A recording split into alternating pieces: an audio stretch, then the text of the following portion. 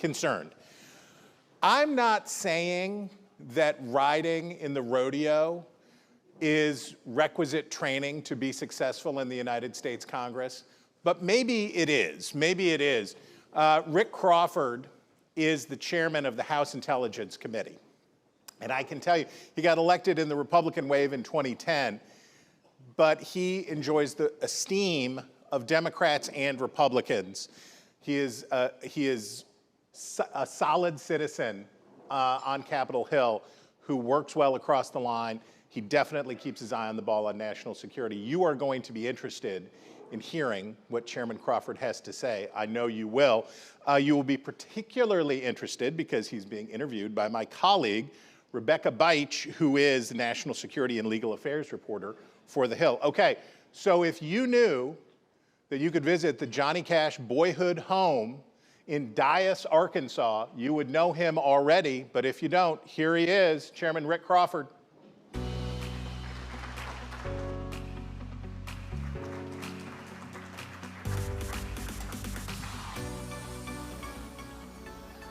Here we go. Here we go. Thank you for the fist bump back there. Yeah, you bet. Well, thank you for being here. And I was just going to dive right in with FISA 702, which for those who don't know, the Foreign Intelligence Surveillance Act, that's what allows us to spy on foreigners located abroad. This tool has been lapsed for over a month, which I know you've described as unprecedented. We'll get to the legislative battle in just a minute, but I would love to hear your thoughts on just kind of the environment we're in right now with this tool being in the balance. You know, it's hard to describe because as you said, we've never done it before. So 702 is an important tool, and you described it very well, in that it's authorized for us to spy on foreigners. As the name implies, Foreign Intelligence Surveillance Act is to collect intelligence on foreigners. 702 are that's the guardrails that make sure that what we are doing is targeted to foreigners. It's an important authority. The president describes this as maybe our most important national security tool as it applies to intelligence, and I agree with that. So we are in uncharted waters in that since its enactment post 9/11, we've never not had this authority. And so far we have not detected anything that is problematic, but I mean, we don't know. We don't know what we don't know, and that's part of the intelligence world, is that we don't know what we don't know. So uncharted waters here.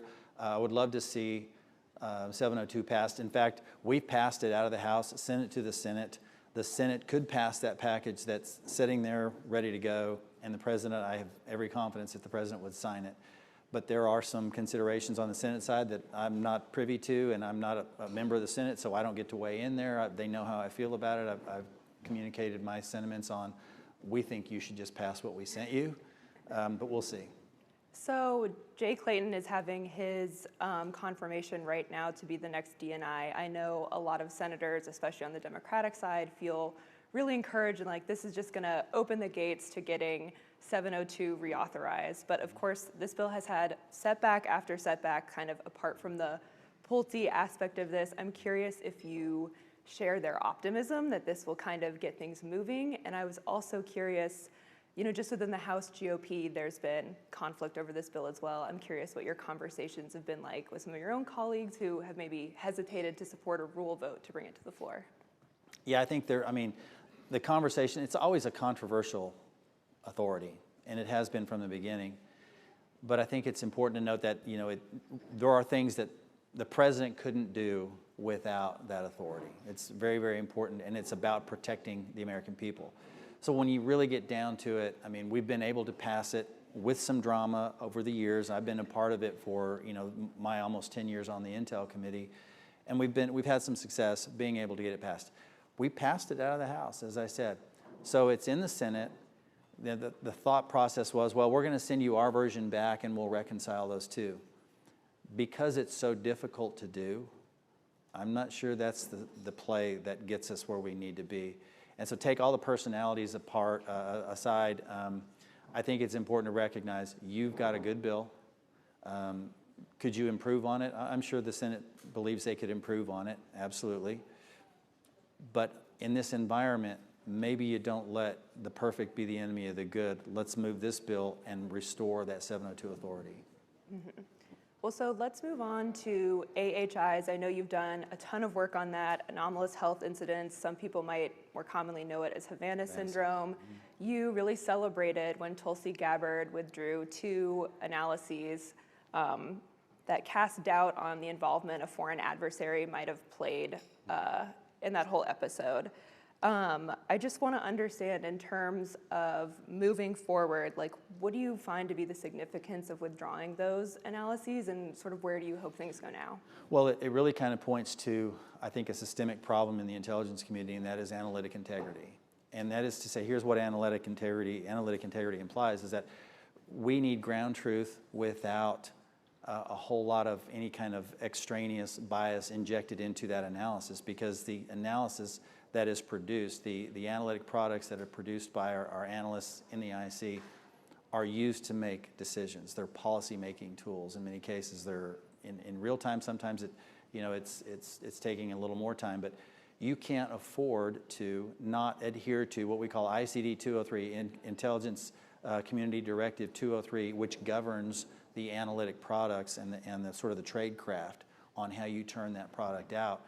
And if you're injecting any kind of a political bias or narrative-driven kind of focus to an analytic product, it's going to be biased in its final form. That's problematic. And so what we saw, that it wasn't just about AHI, although it was very prevalent in the AHI intelligence community assessments, or ICAs, that were published. It was also true in other things, and we've had this problem going back to the Iraq War in the Bush administration, where if the boss is saying, here's the narrative, now find the intelligence and create an analysis that supports this narrative, we've got problems. And so that's not what we need from our intelligence community. That's not the analytic product that we need. So analytic integrity is first and foremost. I mean, it's an important reform agenda area that we've addressed. It's not a partisan issue. It is a ground truth issue that informs policymakers in the best way they can, so that we're not getting caught up in some sort of a political narrative.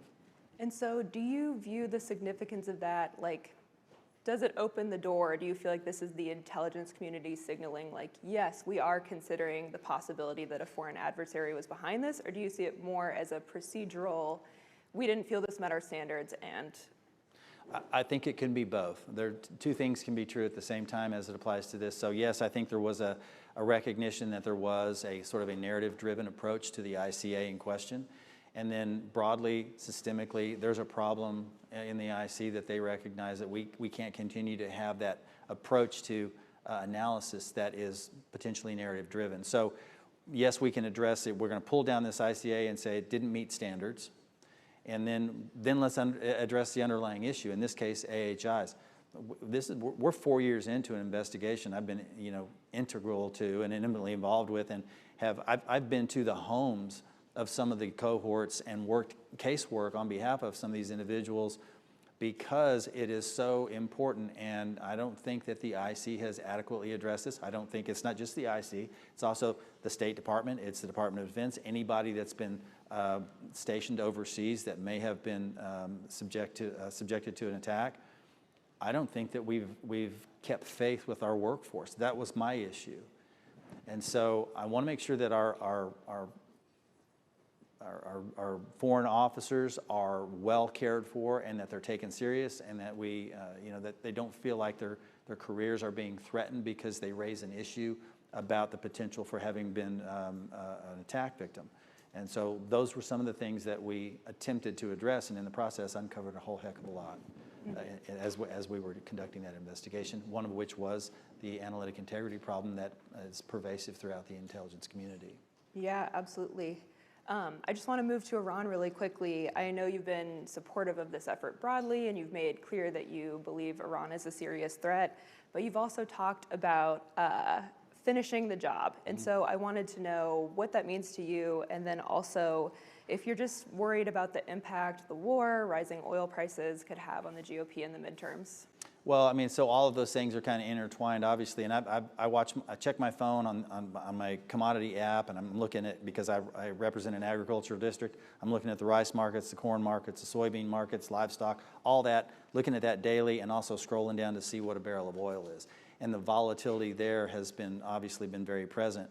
Even when we see in real time, over the last 2 weeks, we've seen oil go down to below $70 a barrel, and then it wasn't manifest in the marketplace. We were still paying the same price. Yet, barrel of oil goes up to $90 a barrel, and immediately we see the price go up. There's a problem with how this is manifest in the marketplace. The president has addressed that. He's trying to take steps to get after that problem and make the retailers be a little more responsive to real market prices as it applies to a barrel of oil. That said, big picture, Iran, what's the end game there, and what does finishing the job look like? Finishing the job, I think, there are three things that have to be addressed. One is the Strait of Hormuz cannot be allowed to be used by the Iranian, the IRGC as leverage. They've been using the Strait of Hormuz now for 47 years as leverage against the rest of the world, trying to throttle the price of a barrel of oil coming out of the Persian Gulf. And it has bought them strategic time to develop ballistic missiles and a nuclear capability. So first and foremost, Strait of Hormuz has to be open for safe transit for anybody that wants to transit that for legitimate business. Second, ballistic missile capability has to be dismantled. Can't have it. And then third, obviously the nuclear capability. They can never have a nuclear weapon. Those are the three things I think that the president is most concerned about. Those are the three things I'm the most concerned about. And I think that's going to be the end state, is when those three issues are adequately addressed. Do you have any kind of, forecast, hope in terms of timelines for potentially coming to a resolution? Like what do you think is a realistic timeline for accomplishing those two big tasks? You're probably getting into, now that strategic area that's I'm not going to play a role in kind of trying to define what that timeline is, but recognizing that I think that the president didn't engage in this with a political focus. I mean, because if he did, who wants to start kinetic action as we're, facing a midterm election? So I think there was an earnest concern on his part that for the sake of the United States, our allies in the region, and really, the entire global community, that this threat of Iran had to be dealt with, and he was willing to do it. And so I think credit where credit's due. He's been, in a long line of presidents, he's been the only one that actually said, not on my watch. And I can tell you this, and I'm a big fan of Ronald Reagan, grew up in the Cold War, served in the military under Ronald Reagan, and as much as he did to counter Iran, he never went this far. And had he done so, 1988, when the Iranians mined the Strait of Hormuz and the USS Samuel B. Roberts was struck by one of those mines, he launched some kinetic strikes. That was not a finished job. He should have finished in 1988, and probably 9/11 might not have happened had that been the case. So we never really think as long-term strategically as we should. That's been kind of emblematic of the United States in military and foreign entanglements. But the president said, look, this threat has to be addressed, and he's not going to allow it to continue on his watch. I respect that. I admire his courage for that. And as big a fan as I am of Ronald Reagan, that was where he fell short, in my opinion, that we could have probably staved off a heck of a lot of bad things that came as a result of Iran having unchecked power in the region. We only have a few minutes left, but I just would hate to not get to this question because food security is national security. I know you were very involved in calling for SNAP beneficiaries to be able to use those benefits to purchase hot rotisserie chickens. And even though that's gotten a lot of bipartisan support, it's also elevated some calls to expand SNAP benefits to more hot foods. I just wanted to know sort of why this is important to you, but also if you would be open to the idea of expanding this to more types of foods. Well, I think what we've done is we've hit the sweet spot here with hot rotisserie chicken in that it is an ingredient. And so I actually did a video on this. I cook all the time, took a hot rotisserie chicken, did a video on how I turned it into chicken enchilada casserole. That's a value for people that are relying on SNAP benefits. Number one, in many cases, they don't have a lot of experience cooking and preparing foods, and they rely on these kinds of things. But let's couple that expanded purchasing power with a little bit of education to get them to a point where we know how to not only deliver value from the standpoint of economic value, but also nutritional value as it applies to feeding their families. So we can and should do more. At this point, I think we've gone to as far as we need to on the hot food side. But I'm open to other conversations, but I think this was a really good spot for us. All right, well, I want to try those enchiladas, but thank you so Good. much. Really Thank you. appreciate it. Appreciate it. Thank you.